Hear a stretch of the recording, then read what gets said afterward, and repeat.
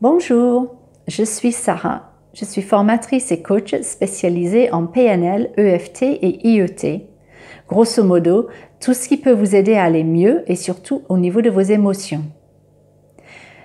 La raison de cette première vidéo, c'est de vous expliquer en fait ce que c'est que l'EFT et comment vous pouvez l'utiliser dans la vie de tous les jours.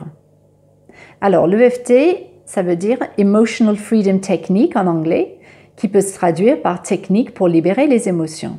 Mais comment ça se passe en fait? C'est très simple.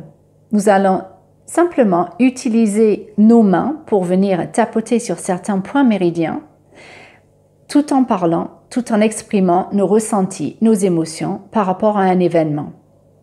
Alors, cet événement, ça peut être une peur ponctuelle, ça peut être aussi une phobie, ça peut être une douleur physique, ça peut être un trauma qu'on a vécu dans le passé, ça peut être vraiment énormément de choses.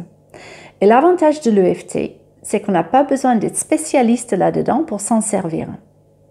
Alors, ceci dit, je conseille toujours d'aller consulter quelqu'un s'il y a vraiment de gros traumas, s'il y a des grosses peurs qu'on n'arrive pas à libérer tout seul, parce que c'est quand même mieux d'être accompagné.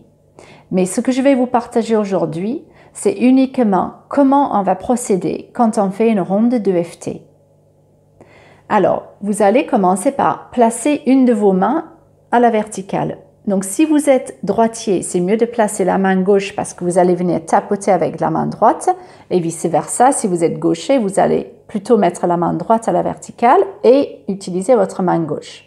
Je suis droitière, donc tout ce que je vais faire, forcément, je vais le faire avec la main droite.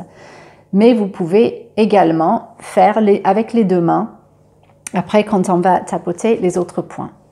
Donc pour commencer, on va venir tapoter ici. Donc vous voyez en fait l'arête de la main.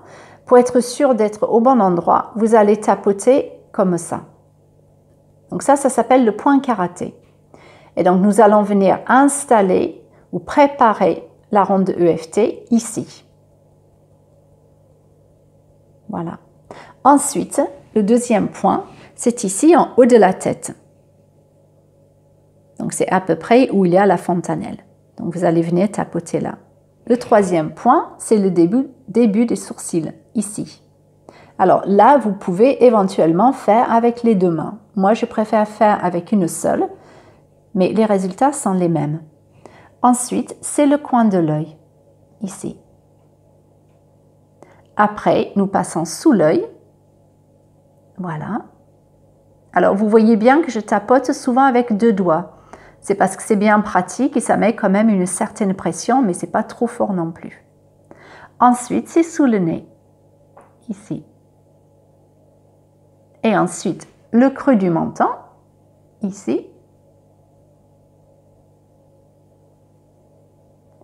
Le septième point se trouve à peu près au niveau de la clavicule. Donc, c'est parfois difficile à localiser, d'où l'intérêt de tapoter avec la main à plat sur le clavicule. Voilà.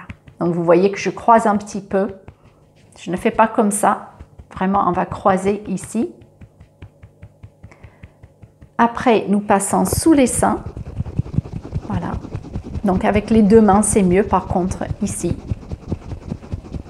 Et on termine en fait en levant le bras opposé et en tapotant sous l'aisselle à ce niveau-là.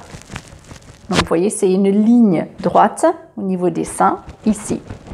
Mais pas sous l'aisselle vraiment, c'est là. Voilà.